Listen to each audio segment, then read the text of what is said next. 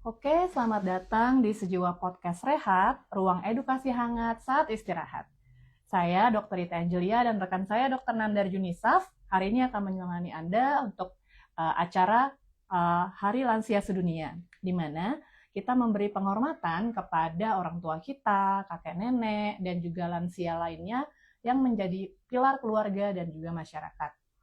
Lansia tidak hanya terkait usia, tapi juga perjalanan hidup, pengalaman, cinta, dan juga kebijaksanaan yang mereka berikan. Nah, yang menjadi momok bagi lansia sekarang ini adalah tentang demensia. Sehingga topik kita hari ini adalah apakah demensia ini bisa dicegah? Nah, kali ini kami sudah mengundang Dr. Dian Indriasari, spesialis kedokteran jiwa, konsultan geriatri, untuk membantu kita menjawab lebih detail tentang pertanyaan-pertanyaan terkait demensia. Sudah hadir Dr. Dian Indriasari, selamat datang dokter, terima kasih sudah bergabung bersama kami. Ya, jadi tujuan podcast ini tidak hanya untuk para lansia saja, namun juga untuk usia muda yang masih produktif, agar bisa memahami dan memberdayakan pengetahuan terbaru tentang pencegahan demensia, khususnya sejak dini untuk menjaga kesehatan otak kita sendiri dan tentunya orang yang kita sayangi, terutama yang memiliki silsilah penyakit demensia, agar bisa memberikan harapan, edukasi, dan langkah konkret yang bisa diambil mulai hari ini. Topik ini penting sekali karena sekarang makin banyak lansia di Indonesia. Yang kita ketahui angka harapan hidup di Indonesia semakin lama semakin meningkat. Dan kita semua pasti punya orang-orang yang tercinta ya, punya kakek, nenek, atau om tante yang mungkin udah mulai agak sedikit lupa. Nah, pertanyaannya itu, apakah itu normal atau tanda bahaya? Dan yang lebih penting, bisa nggak sih kita lakukan sesuatu untuk mencegahnya? Seperti itu ya, Dokter Rita ya. Oke, jadi jujur ya dok, kita juga sering kayak bingung gitu ya dok ya. Terus khawatir ngelihat mungkin orang-orang yang kita sayangi gitu, mungkin mulai sering lupa. Nah, lupanya ini nih yang mungkin kita kadang lupa naruh dompet, lupa kacamata di mana, atau lupa udah makan atau belum, atau lupa minum obat. Nah, itu sebenarnya normal nggak sih dok? Dan kalau misalnya, atau jangan-jangan itu suatu gejala demensia yang harus kita waspadain. Kira-kira bedanya apa ya dok? Oke, good question. Jadi itu juga mungkin ini ya pertanyaan buat banyak orang juga nih ya. Saya nih lupa-lupa, ini udah masuk demensia belum sih gitu kan? Dan itu juga perlu kita khawatirkan juga ya. Jadi sebenarnya kalau lupa yang normal itu sebenarnya ada gitu. Jadi kita biasanya lupa karena proses penuaan gitu kan. Jadi lupanya itu misalnya seperti tadi dokter Rita bilang, naruh barang nih, di mana ya saya tadi naruh barang gitu kan. Terus udah kayak gitu, biasanya lupa yang normal itu dia bisa kembali lagi tuh untuk recall memorinya gitu. Jadi untuk oh iya ya tadi saya kesini, jalan ke sini, oh saya naruhnya di situ gitu kan. Itu bisa. Tetapi kalau lupa karena penyakit demensia kan mungkin kita bisa sebut penyakit otak ya.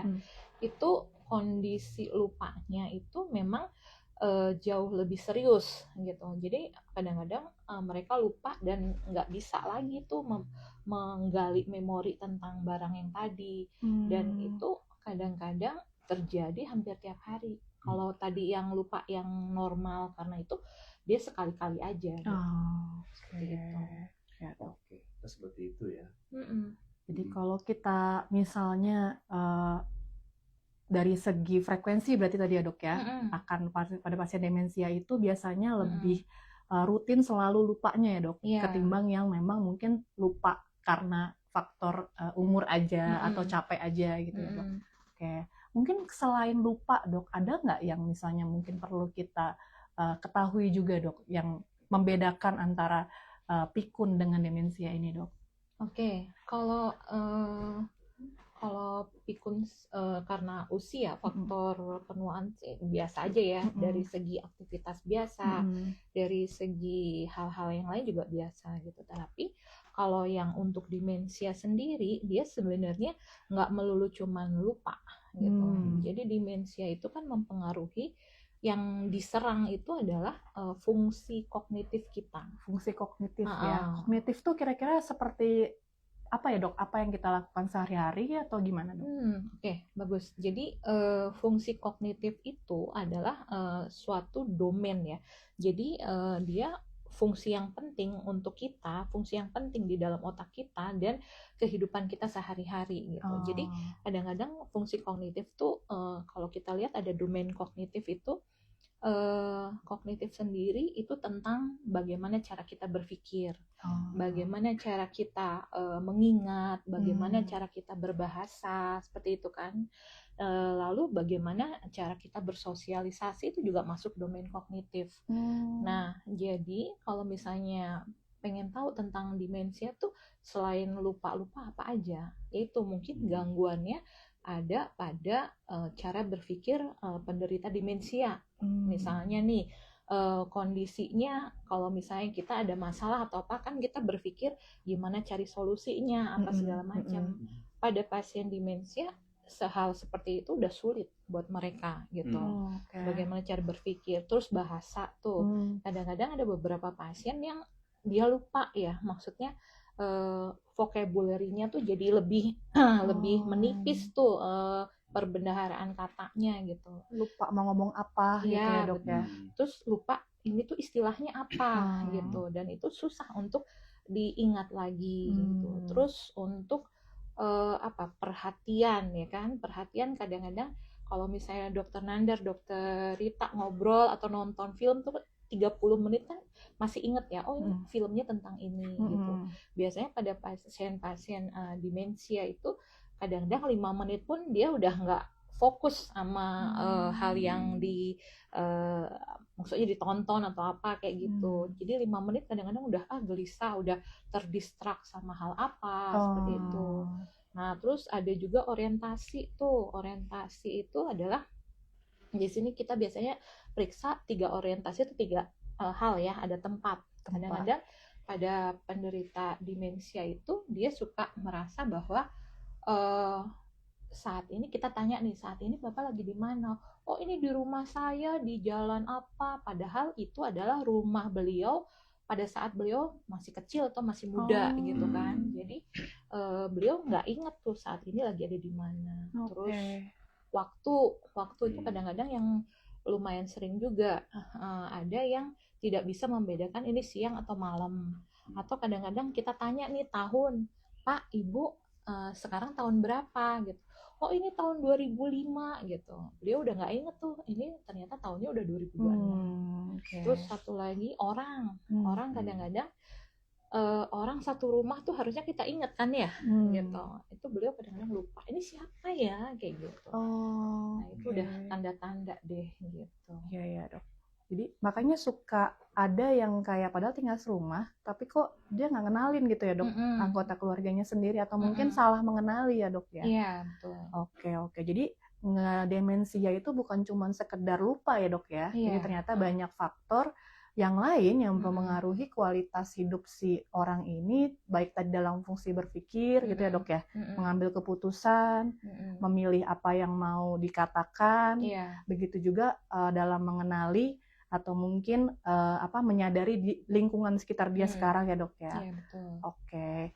Terus mungkin kalau dari sisi emosi atau mungkin perilaku, ada nggak sih dok yang membedakan yang kita perlu ketahui juga tentang demensia ini? Ada. Jadi makanya kalau demensia itu kan salah satunya itu tentang gangguan atau perubahan perilaku ya. Kalau kita sih di psikiatri kita sebut BPSD, Behavioral Psychological Symptom of Dementia, atau misalnya kita bisa gangguan perilaku atau gangguan psikologi yang bagian dari demensia. Dan itu sekitar 90-97% pasien demensia mengalami BPSD. Gitu. Jadi jangan heran misalnya selain gangguan memori atau misalnya gangguan bahasa, ternyata Bapak Ibu penderita demensia juga suka ada perubahan perilaku, tiba-tiba marah-marah gitu kan, padahal tadinya nggak seperti itu gitu. Terus curiga, ya itu paling banyak tuh curiga misalnya tentang pasangannya selingkuh gitu kan, kadang-kadang emang kita agak bingung juga ya. Misalnya ada kakek nih, itu istri saya tuh dok, istri saya tuh selingkuh katanya. Terus istrinya nanya, saya selingkuh sama siapa, saya di rumah terus, kamu selingkuh sama tukang sayur misalnya. Gitu kan. Kadang-kadang kita juga agak bingung gitu, kenapa terpikir seperti itu gitu. Atau misalnya banyak nih yang ada ibu-ibu sudah sepuh gitu kan, ngasih ATM-nya ke anaknya nih, tolong ambilin uang mamah 3 juta gitu kan. Terus udah gitu sama anaknya diambilin 3 juta. Terus pas dilihat kok sisanya tinggal 2 juta lagi, mamah tuh punya uangnya dulu tuh 50 juta. Waduh. Kayak gitu, kamu ambil ya. Nah itu ternyata ada yang kayak gitu. Jadi kecurigaan, terus emosinya kadang-kadang bisa sampai agresif ya, bisa sampai memukul atau apa. Terus ada kadang-kadang juga pasien demensia yang gangguan suasana hati, jadi lebih depresif gitu kan. Terus udah kayak gitu menarik diri, nggak mau bersosialisasi, itu juga perubahan-perubahan. Dan yang paling banyak tuh gangguan tidur. Gangguan tidur juga masalah banget di dalam demensia itu. Gitu. Dan itu juga bisa memperburuk gejala yang lain ya dok ya, kalau tidurnya juga kurang ya dok ya. Biasanya kalau tidurnya kurang, besoknya udah gelisah, mondar-mandir apa seperti itu. Wah, kita jadi tahu ya sebenarnya bahwa demensia itu bukan cuman sekedar pikun, tapi juga banyak nih manifestasi lainnya yang perlu kita ketahui dan mungkin perlu kita waspadai juga ya, terutama di orang-orang di sekitar kita. Iya, jadi demensia itu bukan hanya sekedar lupa ya. Jadi kalau misalkan kita punya orang tua atau mungkin om kita yang lupa saja tanpa adanya gangguan dalam berbahasa, terus tanpa adanya gangguan dalam orientasi tadi ya dok ya, mengingat tempat, waktu, orang, atau mungkin emosinya masih stabil, mungkin itu hanya pikun biasa ya dok ya. Ini cukup menarik ya, dan mungkin cukup memberikan sebuah pengetahuan ya dok ya bagi kita semua ya. Nah, cuman ya dok, kenapa ya dok ya ada yang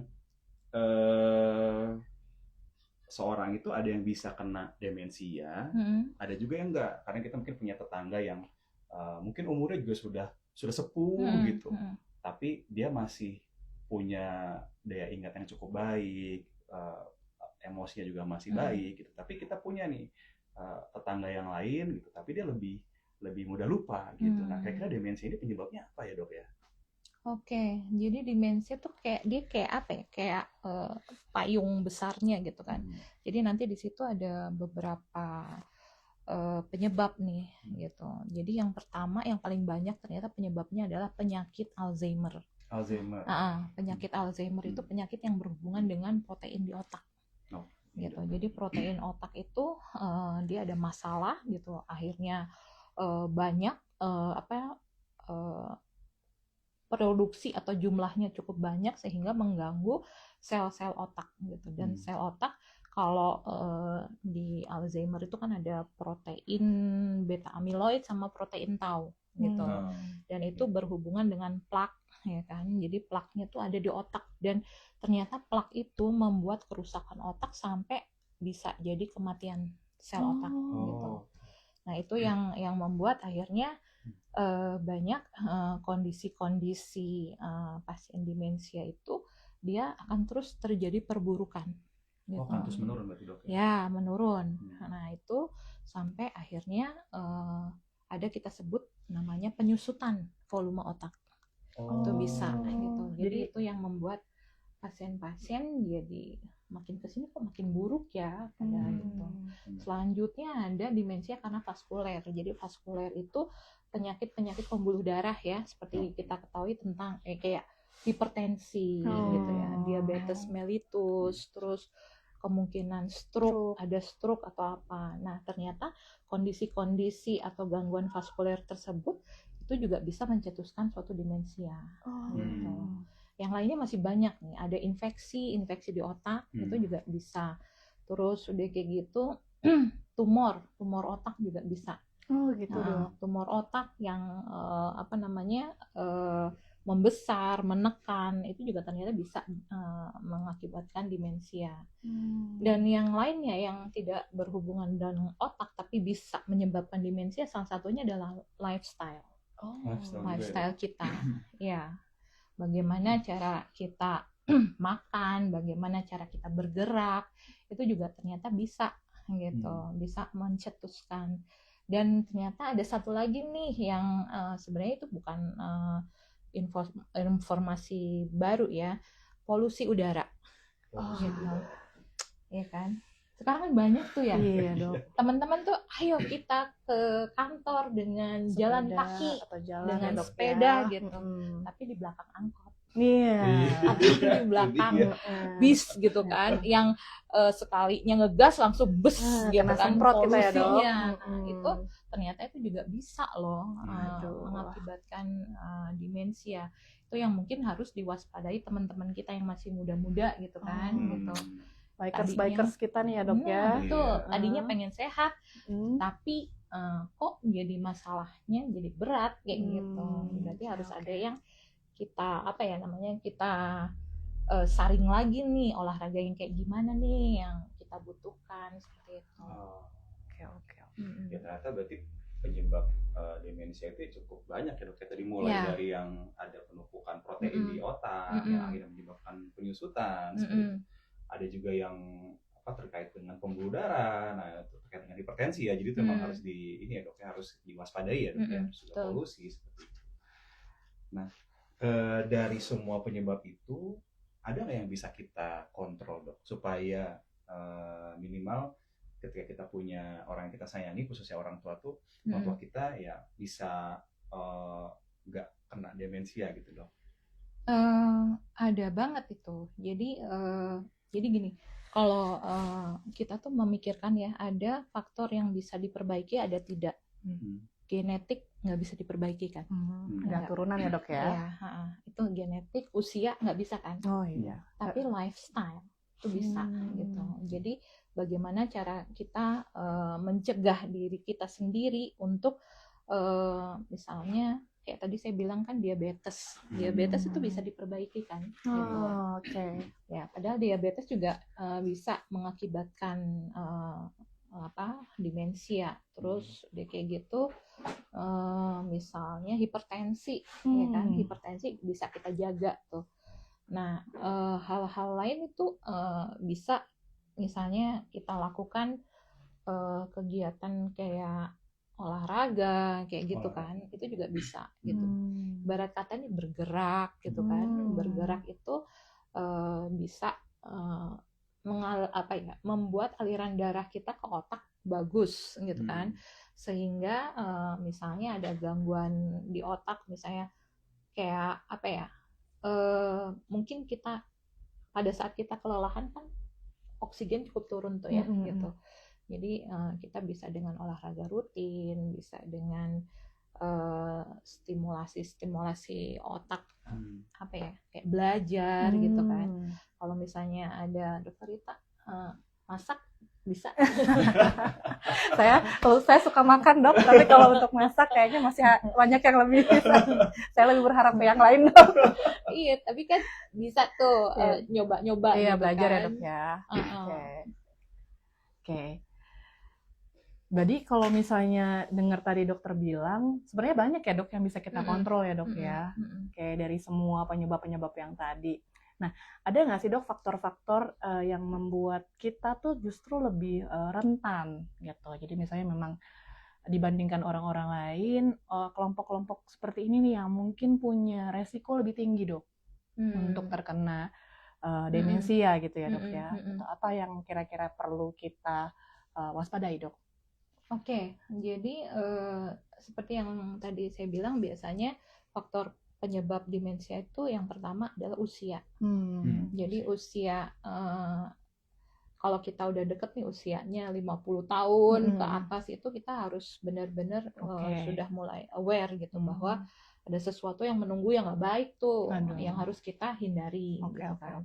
Selanjutnya ada genetik tuh. Genetik itu cukup berperan penting juga nih gitu. Biasanya pada teman-teman kita yang kakek, nenek atau punya hubungan darah gitu yang punya penyakit demensia, mungkin juga harus waspada ya. Oke, berarti tadi usia sama keturunan ya dok ya? Iya, Yang harus usia, waspada. Oke. keturunan, dan orang-orang yang mungkin yang tadi saya bilang tuh lifestyle-nya Oh, dia agak nggak hati-hati nih. Oke. Misalnya kan kayak zaman sekarang anak-anak tuh apa ya, minuman tuh kan pada manis semua nggak sih? Ya nggak sih, boba atau Benar, apa kayak benar. gitu kan, itu hati-hati gitu kan. Jadi menjaga menjaga kesehatan kita sedini mungkin gitu.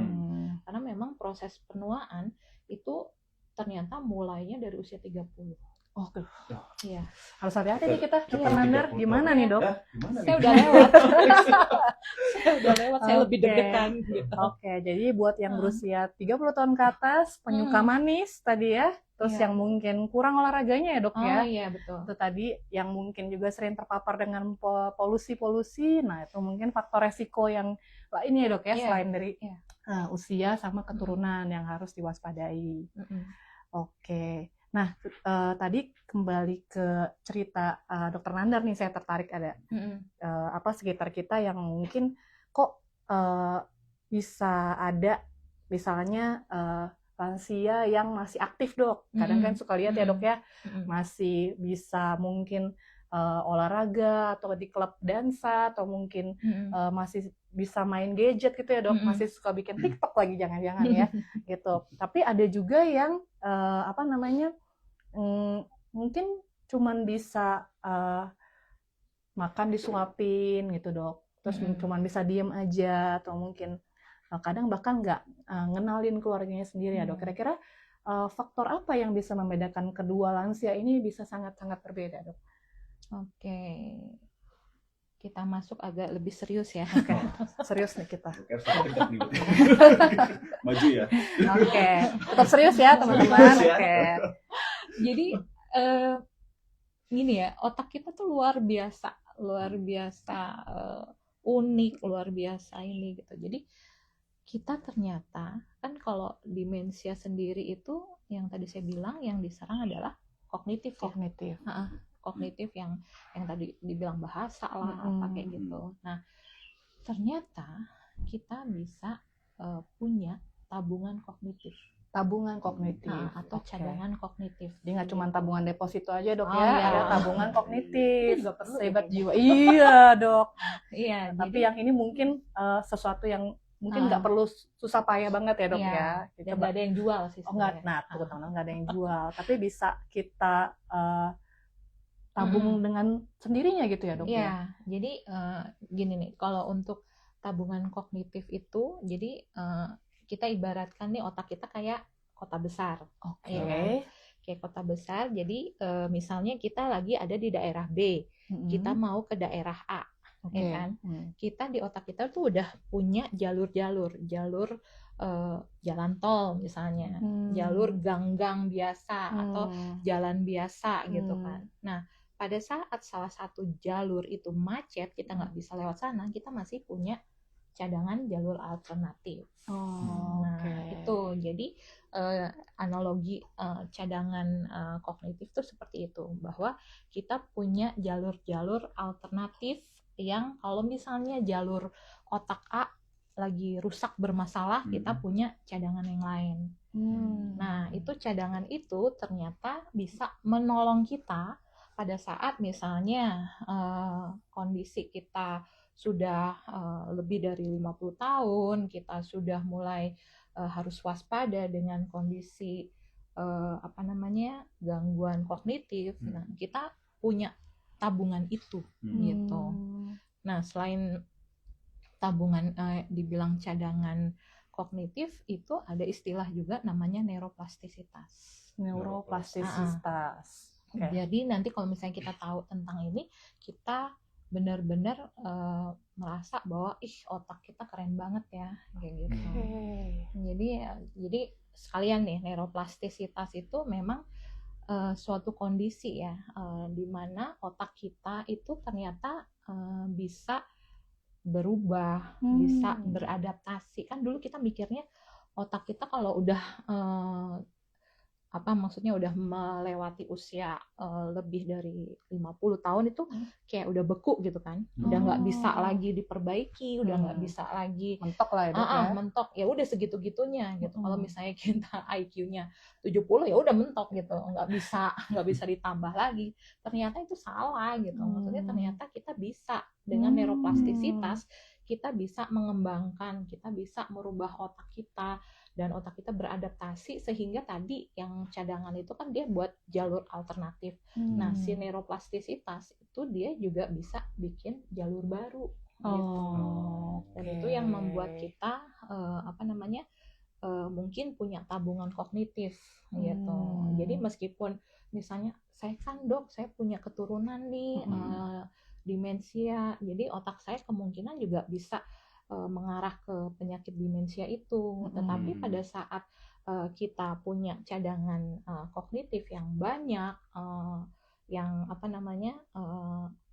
yang tersimpan lah ya, udah kita gitu. tabung ya dok yang ya, udah kita tabung dari muda, itu ternyata bisa membantu kita.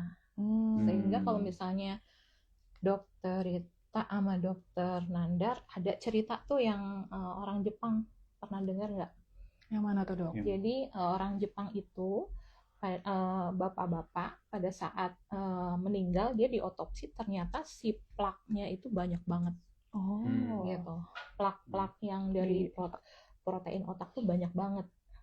Berarti kan kita memikirkan bahwa dengan plak yang segitu banyaknya itu pada saat beliau hidup harusnya jelek ya dok ya, beliau menderita demensia. Ternyata tidak. Gitu. Jadi bapak ini ternyata pada saat beliau masih hidup ternyata baik-baik aja, nggak menderita demensia. Jadi kita berpikir kan, ya banyak plaknya dok ya. Itu kan kita berpikir bahwa kemungkinan pada saat hidup bapak ini cadangan kognitifnya banyak banget, tabungan kognitifnya banyak banget. Kan? Bikin iri nggak? Iya. Bukan cuma tabungan uang aja bikin iri. Iya. Tabungan kognitif juga ternyata bikin iri. Iya. Oke. Jadi kalau kita yang tadi dokter bilang semakin banyak tabungan kognitif kita dok, artinya neuroplastisitas dari tadi, plastis tuh kayak plastik ya dok ya, fleksibel gitu ya dok ya, masih bisa berkembang gitu ya dok, makanya dibilang neuroplastisitas gitu ya dok ya. Artinya meskipun kita punya tadi secara genetik atau secara secara penuaan udah ada si faktor demensia itu, tapi asal cadangan kognitif kita bagus, maka si neuroplastisitas ini akan membantu juga ya dok, untuk kita bisa punya jalur-jalur lain ya dok ya, dengan dan membesarkan tabungan kita juga mungkin gitu ya dok ya, istilahnya ya. Oke, jadi penting teman-teman untuk tidak hanya menabung uang aja, tapi juga menabung kognitif kita juga. Nah, saya jadi tertarik nih dok, gimana caranya dok? Gimana caranya kita bisa mulai nih, saya sama dokter Nandar nabung dari sekarang dok. Oke. Langsung pengen cepet gitu dok. Teman-teman juga pasti pengen cepet. Iya kan. Jadi pertama mungkin kita tidak pernah berhenti belajar. Oke. Gitu ya. Belajar apa aja ya dok ya? Iya, belajar apa aja, tapi nggak cuman belajar textbook gitu kan. Aduh, saya textbook apa segala macam, enggak gitu. Jadi belajar itu memang sesuatu, misalnya sesuatu hal yang baru tadi saya tanyain tuh, nggak niat nih masak nih, belajar masak. Kayak saya udah harus mulai berpikir belajar deh. Iya. Jadi memang nggak apa-apa sih kalau misalnya Rita passionnya di tempat lain juga nggak apa-apa, tetapi belajar sesuatu hal yang baru itu bisa ya, misalnya kayak kakek nenek sebenarnya. Jadi ini agak terdistrak nih. Jadi si cadangan itu, neuroplastisitas itu juga nggak cuman anak muda aja. Usia 60, 70, 80 itu masih bisa. Masih ya dok ya? Iya. Jadi misalnya kayak kakek-kakek, nenek-nenek gitu kan. Kan kalau dipegangin gadget, ini gimana caranya saya nggak tahu gitu kan. Saya jadul nih gitu. Tapi pada saat beliau mempelajari gimana cara WA, gimana cara foto, gimana sosmed atau apa, itu ternyata itu juga cara untuk memperbesar cadangan kognitif kita. Nah, kalau misalnya pada usia-usia muda nih gitu kan, usia muda nih usia menjelajah kan ya, gitu, curiosity-nya masih tinggi nih gitu. Misalnya saya mau tahu nih cara melukis, saya pengen melukis gitu, atau musik lah apa segala macam, sesuatu yang juga passion buat teman-teman sejiwa semua gitu, itu juga bisa menambah gitu. Selain itu belajar mungkin ya, misalnya kalau muslim nih belajar agama misalnya ya, belajar ngaji gitu kan. Nah, ngaji itu juga mampu membuat kita kan, kalau di ngaji itu kan ada tajwid ya, ada bacanya harus panjang, bacanya kalau ketemu ini apa, nah itu juga bisa gitu. Susah ya dok ya belajar tajwid ya dok? Iya. Saya kadang-kadang suka nggak kayak gitu gitu kan, kurang panjang atau apa gitu. Nah, atau misalnya ada teman-teman yang suka baca buku tuh. Nah, membaca buku itu menstimulasi otak kita kan. Jadi untuk berpikir lagi, kadang-kadang tuh kalau dulu sih saya suka dibilang, kalau saya kan senangnya dulu masih jadul ya, masih buku ya. Ada 5 sekawan, ada Harry Potter dalam bentuk buku. Saya dok, saya masih iya kok kan? masih. Iya. Itu luar biasa kan, maksudnya kita sambil baca tuh sambil berfantasi ya. Mukanya Harry Potter begini, si Snape itu mukanya begini gitu kan. Jadi itu juga menambah cadangan kognitif tadi ya dok ya. Kognitif gitu. Seperti itu. Jadi salah satunya ya belajar terus. Oke. Jadi mungkin buat sobat sejiwa yang nggak suka dengar kata belajar nih ya, belajar tuh nggak serius itu dok ya. Jadi intinya kita melakukan atau mencoba hal-hal baru ya dok ya, yang mungkin belum pernah kita lakukan. Bisa juga dalam bentuk tidak harus pengetahuan tapi bisa skill gitu ya dok ya. Tidak harus sampai jago tapi yang penting menambah keahlian kita juga ya. Oke, itu tadi cara untuk jangan lupa tadi menabung cadangan kognitif. Nah, kira-kira apa dok? Misalnya kita udah punya nih dok cadangan kognitif, ada nggak yang bisa membuat cadangan kognitif ini menjadi rusak dok? Yang harus kita cegah juga ya dok ya. Kalau nggak nanti kita nabung bocor terus ya dok ya. Iya betul. Jadi sebenarnya banyak juga ya yang membuat, kan kalau yang menambah itu bisa tadi belajar. Olahraga, kita hidup sehat, itu kan menambah ya.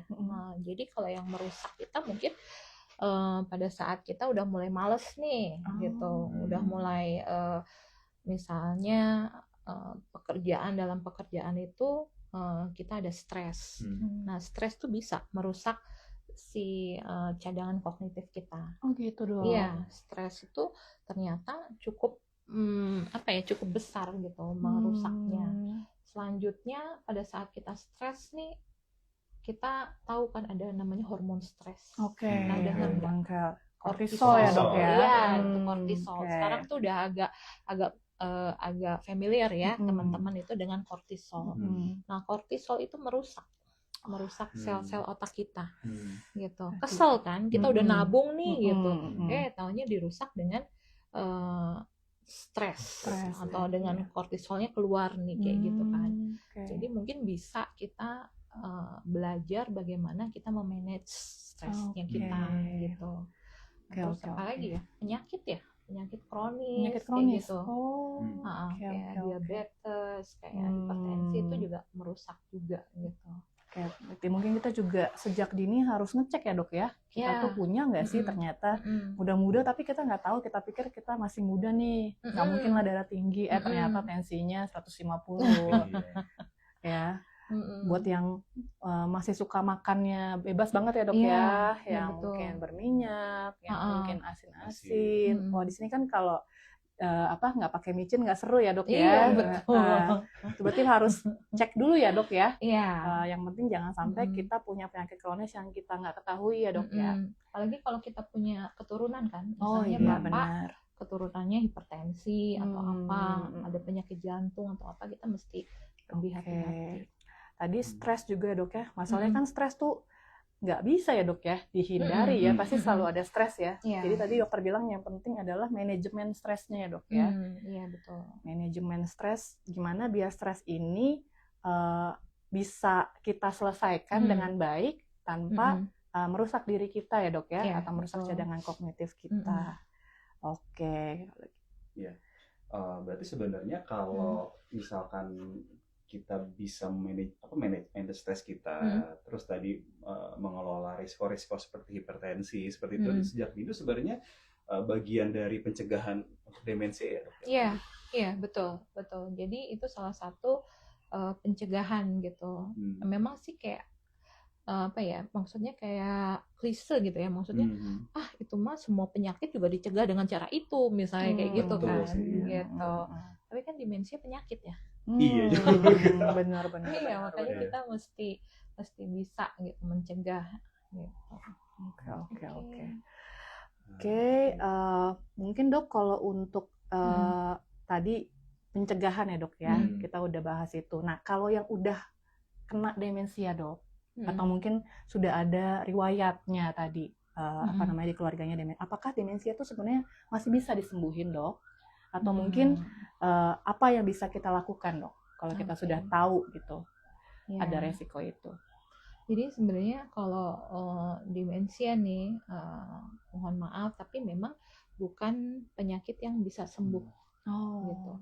Jadi dia akan terjadi perburukan terus sampai akhirnya kan si volume otaknya tuh menciut sampai ke batang otak akhirnya meninggal. Gitu. Itu kemungkinan itu memang seperti itu gitu. Jadi kita nggak bisa berharap banyak pada saat misalnya diagnosanya udah ada nih kemungkinan demensia atau apa. Jadi kita edukasi ke keluarga, ada kemungkinan bahwa kondisi ini akan terus memburuk gitu.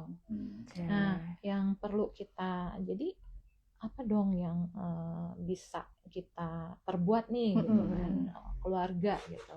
Jadi kayak obat-obatan yang dari mungkin kita mencegah ya, bukan mencegah, kita memperlambat progresivitas perjalanan penyakitnya itu.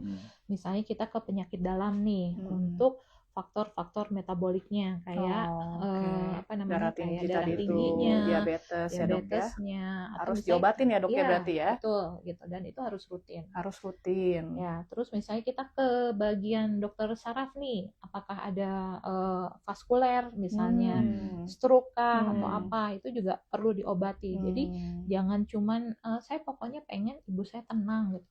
Terus stroke-nya gimana? Stroke-nya ya nggak apa-apa lah gitu kan. Pada saat beliau itu ditakutkan beliau bisa stroke berulang ya dok ya. Jadi pencegahan stroke-nya juga penting ya dok ya. Penting banget gitu. Nah selanjutnya psikiater nih gitu. Kenapa ke psikiater? Karena tadi kan kita udah dengar ya ada stres, ada hormon stres gitu. Jadi di psikiater itu kita meminimalkan stresnya beliau gitu. Kan ada juga kadang-kadang sampai yang dia misalnya agresif, terus mondar-mandir, keluyuran, tidak tidur gitu. Jadi itu bisa dibawa ke psikiater untuk diberikan tata laksana gitu kan. Jadi obat-obatan ini tidak menyembuhkan 100% nih. Kok bapak saya udah diobatin tapi kok nggak sembuh-sembuh kayak gitu kan. Jadi itu kadang-kadang memang kita untuk tidak menyembuhkan 100% tapi kemungkinan memperlambat perburukan dari penyakit itu gitu. Memperlambat ya dok? Iya, memperlambat kayak gitu. Dan juga kalau misalnya gini, pasiennya gelisah, agitasi, ngomel-ngomel, teriak-teriak, yang capek siapa? Keluarga yang ngelihat ya, caregiver gitu kan, dia akan terjadi burnout.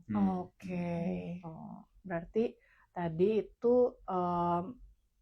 manajemen stres ini juga bagian dari psikiatri untuk membantu tidak hanya pasien yang sudah terkena demensia, tapi juga keluarga yang mendampingi ya dok ya, atau caregivernya juga, supaya bisa lebih mudah mungkin ya mereka untuk tetap mendampingi para lansia kita ini ya dok ya, supaya lebih terkontrol, mudah diarahkan gitu ya dok. Mungkin tidak menyembuhkan demensianya, tapi membuat dia bisa berdamai dengan demensianya gitu ya dok ya. Betul.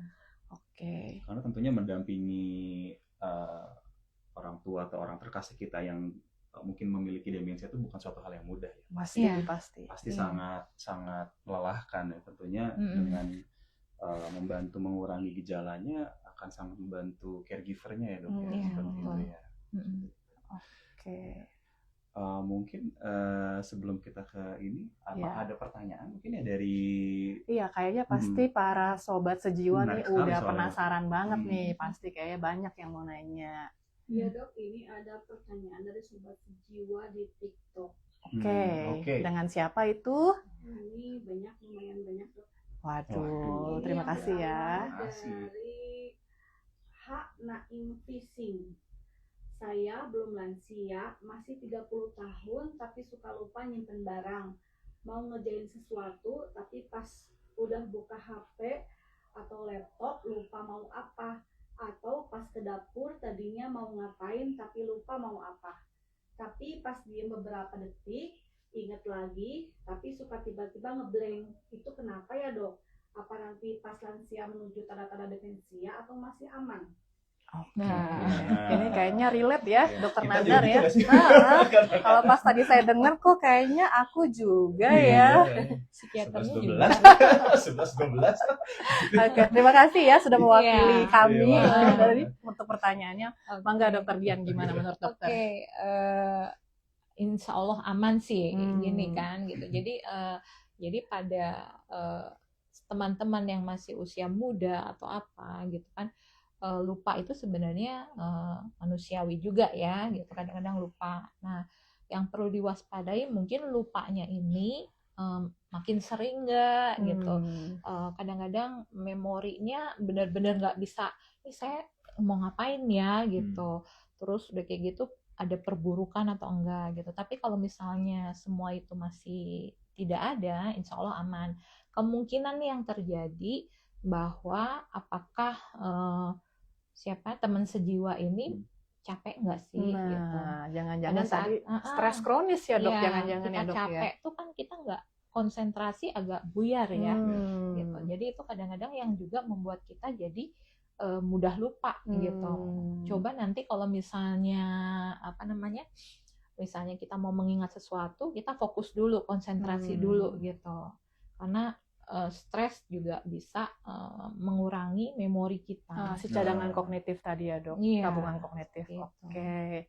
Jadi sobat sejiwa tadi caranya biar nggak cepet lupa atau tetap konsentrasi adalah mungkin tadi tetap menabung cadangan kognitif ya dok ya, sama mengurangi yang bisa mengurangi tabungan kita itu untuk manajemen stresnya mungkin ya.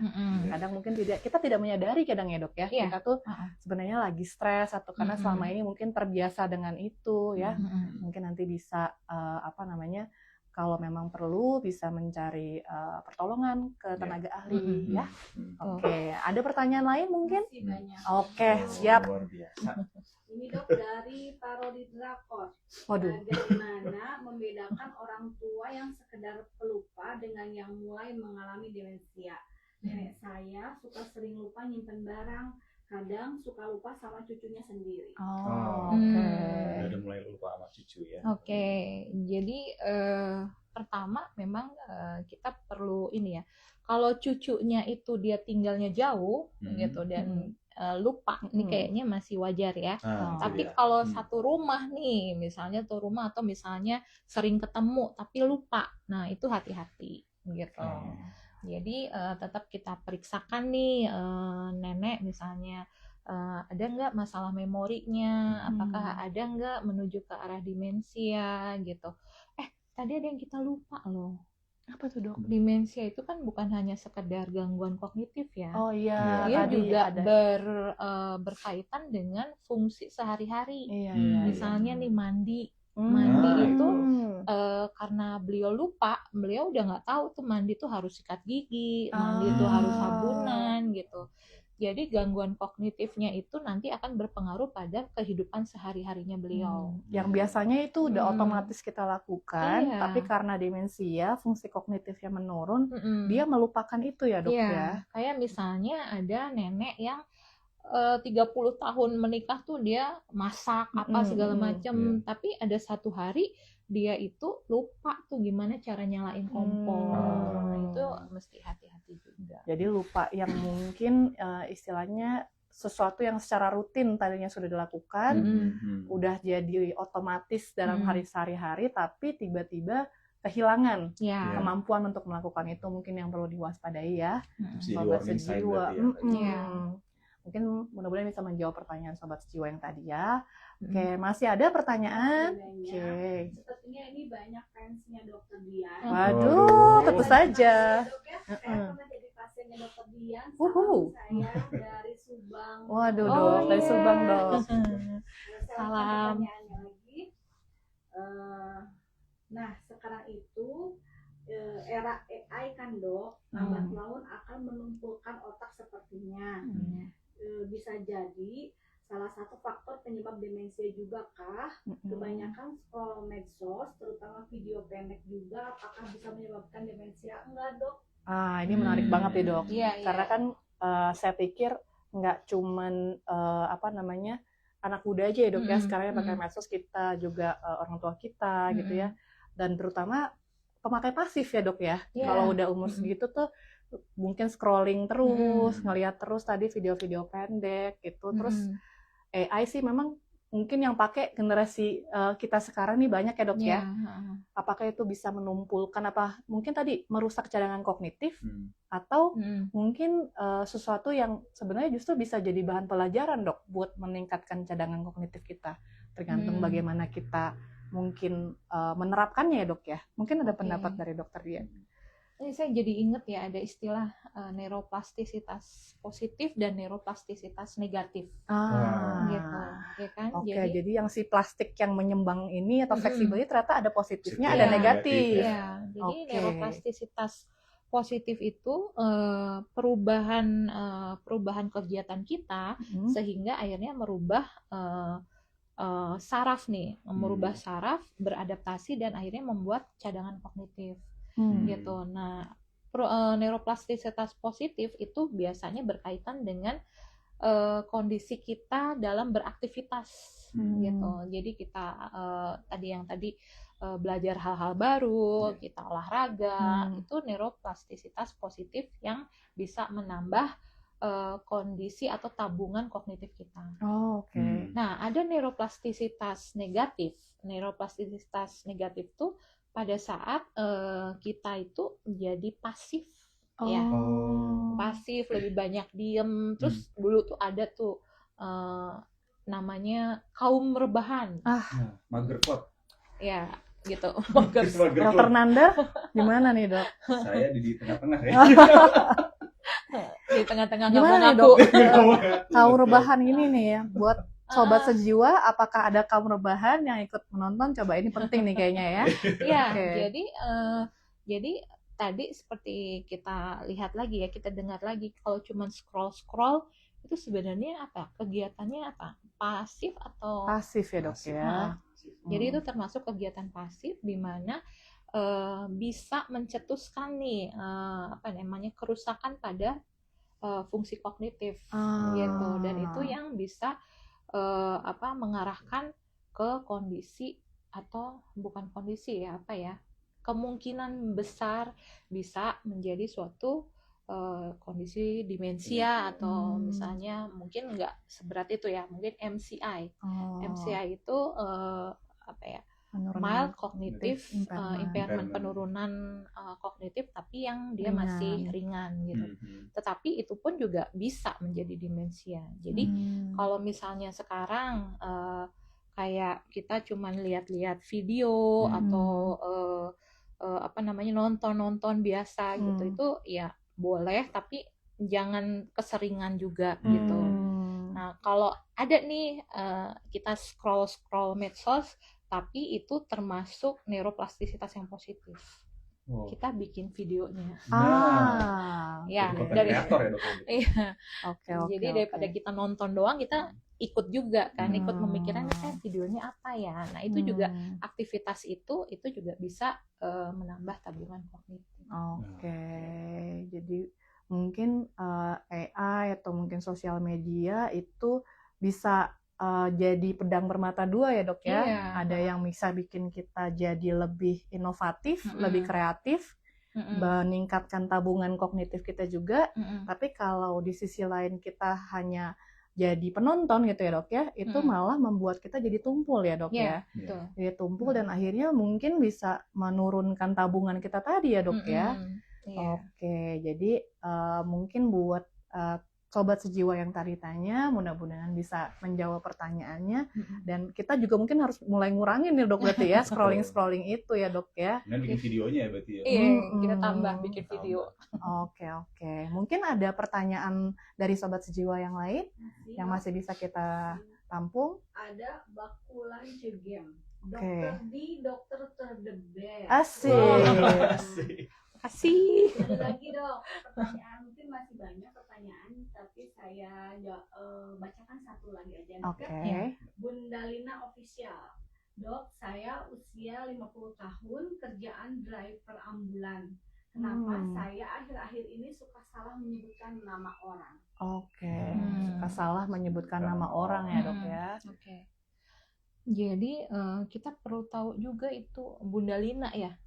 Tadi sih namanya berarti ya. keren ya, perempuan tapi Supir ambulan dok. supir ambulan hebat. Berarti dia harusnya ini ya dok ya, sigap tanggap ya dok ya. Iya, Kemampuan dia visuospasial bagus ya dok ya. dia harus waspada terus kan. Iya, kayak gitu. Jadi mungkin ada yang perlu saya tanyakan lagi, apakah kondisinya dalam kondisi kelelahan? Nah iya bisa. Ya, dalam kondisi misalnya kan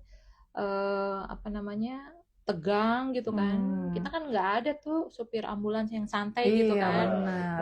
Teret kayak gitu. Biasanya kan. pasti stres tinggi ya dok ya. Stres tinggi gitu. Jadi apakah itu maksudnya kondisi-kondisi atau penyebab-penyebab itu ada pada Bunda Lina sehingga bisa aja Bunda jadi mudah lupa, jadi suka salah menyebutkan nama seperti itu. Jadi kembali lagi tadi fokus tidak, konsentrasinya bagus atau tidak seperti itu. Bisa jadi kelelahan atau stres yang kronis tadi itu juga menurunkan konsentrasi ya dok ya. Yang mungkin nggak langsung artinya punya masalah di cadangan kognitif, cuman mungkin butuh istirahat ya dok ya. Betul. Oke.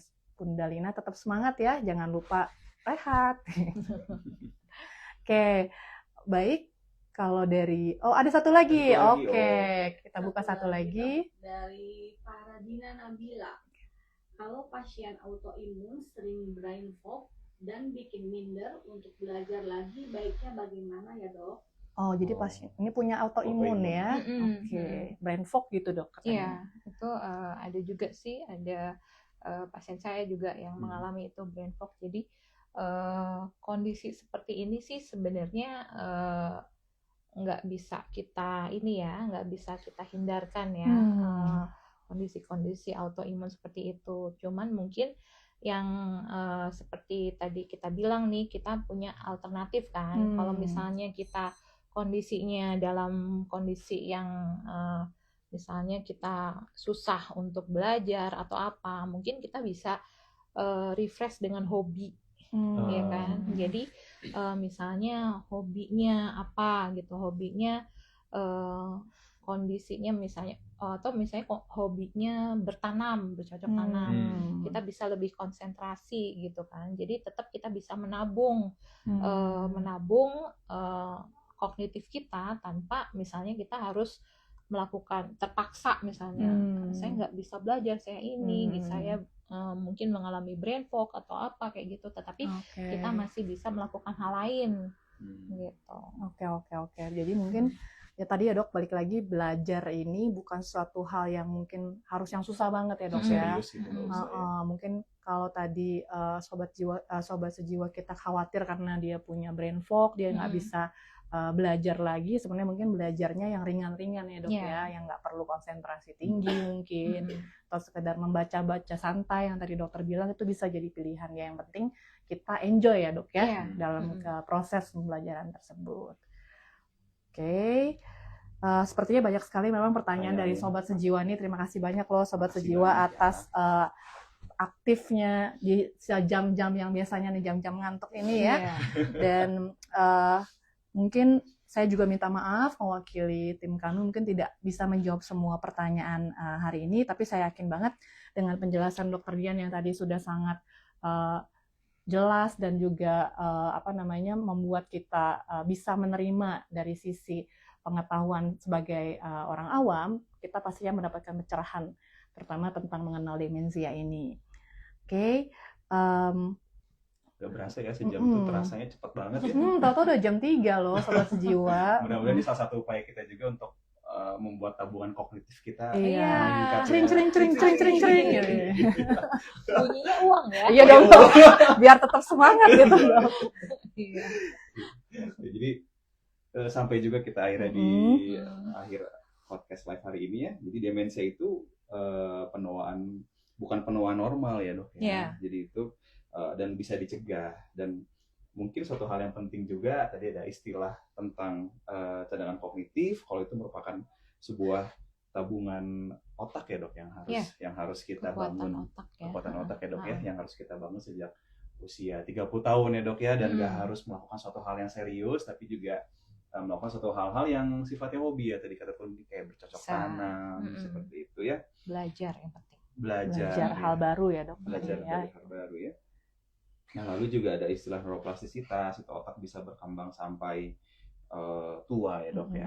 Dan pilar pencegahan dari demensia ini belajar tadi dok ya, olahraga, terus lifestyle, tidur ya dok ya, tidur yang cukup, makan yang baik, kontrol penyakit. Dan ternyata demensia itu bisa dicegah dengan hidup yang sehat ya.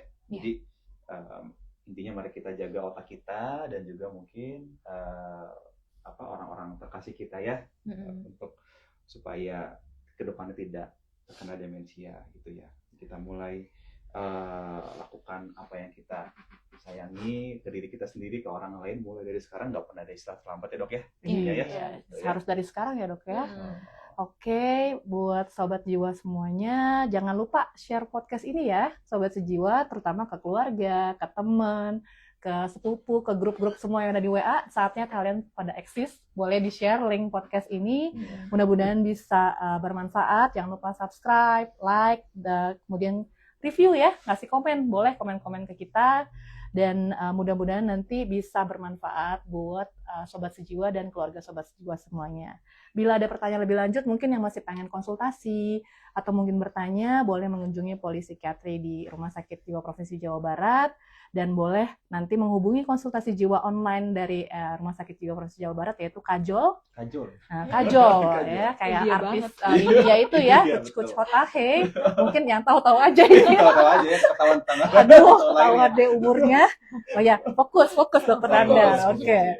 Ya, jadi Kajol ini via WA ya. Boleh nanti hubungin ke nomor 0812 219 2020. Oke, sekali lagi Kajol di via WA 0812 2129 2020.